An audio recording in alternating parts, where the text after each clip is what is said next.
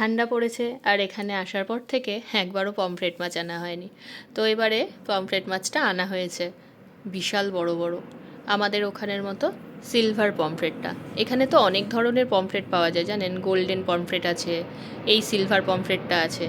তো আমি এই পমফ্রেটগুলোকে মাঝখান থেকে একটুখানি কেটে নিচ্ছি।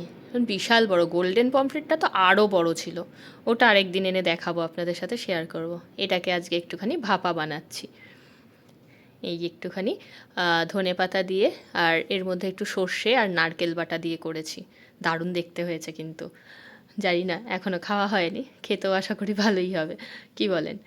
তো মাঝে মাঝে এই শীতটা পড়লে এই ধরনের মাছগুলো খেতে ভালো লাগে। আসলে এত বড় পমফ্রেটগুলো দেখে নিতাম না, কিন্তু একটা বন্ধুর বাড়িতে খাওয়ার পর বেশ ভালো লেগেছিল। তাই তখন আমরাও ঠিক করলাম যে না, এবার আমরাও একটু ট্রাই করব। তো সেই মতোই কাজ, গল্প চলবে, আপনারা সাথে থাকবেন।